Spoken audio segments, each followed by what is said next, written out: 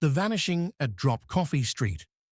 Late one Friday evening, Lara Mendoza, a 19-year-old college student, disappeared while walking home from her part-time job at a cafe on Drop Coffee Street. A witness, Mr. Benedict Roy Bongbonga, a delivery driver, reported seeing Lara talking with a man near a dark blue sedan parked by the roadside around 10:45 p.m. He didn't recognize the man, but noticed the car had a broken left tail light.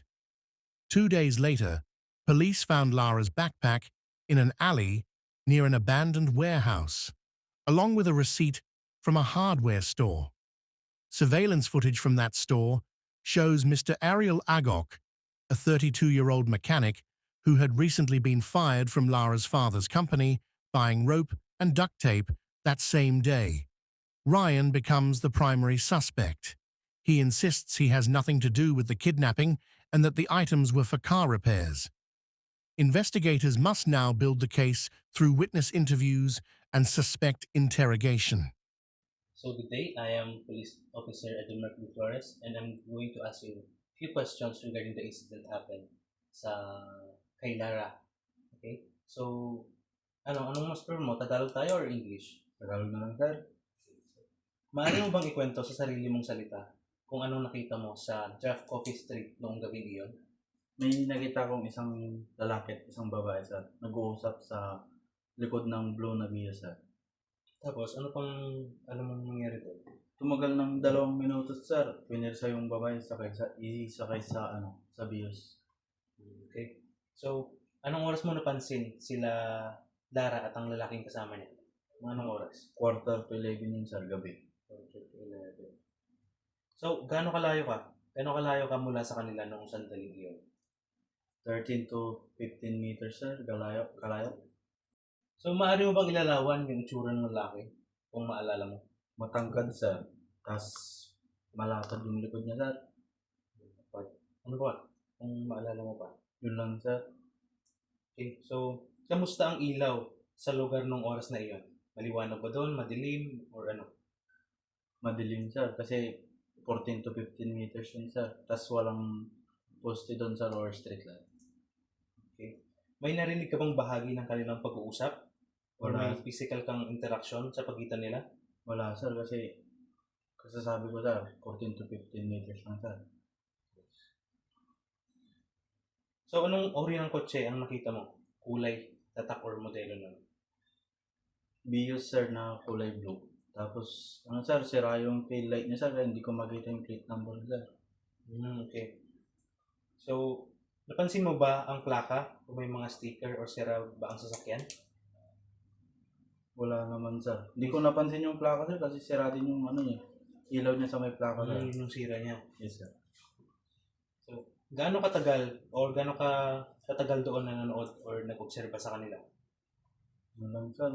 5 to 8 minutes lang, sir.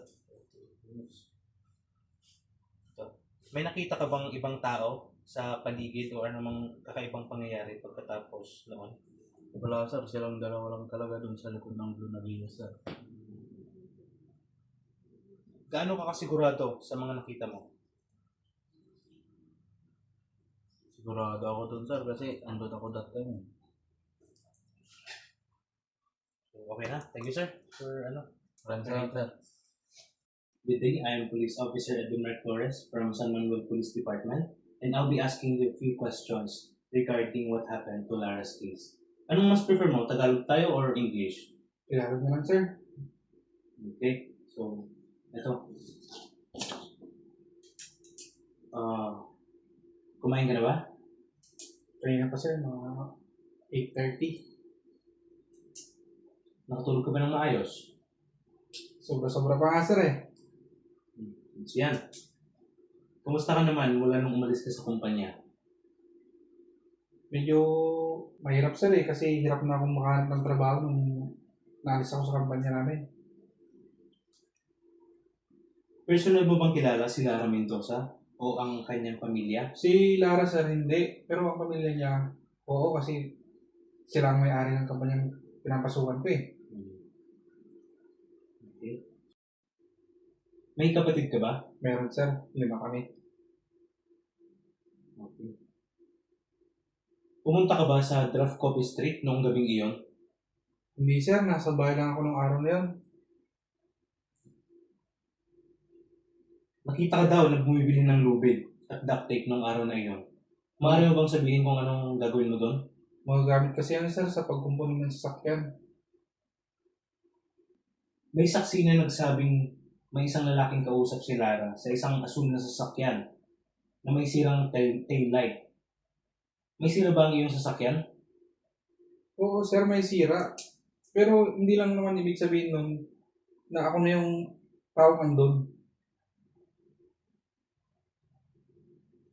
Nakuhanan ng iyong sasakyan ng CCTV malapit sa parke bandang 10:45 ng gabi.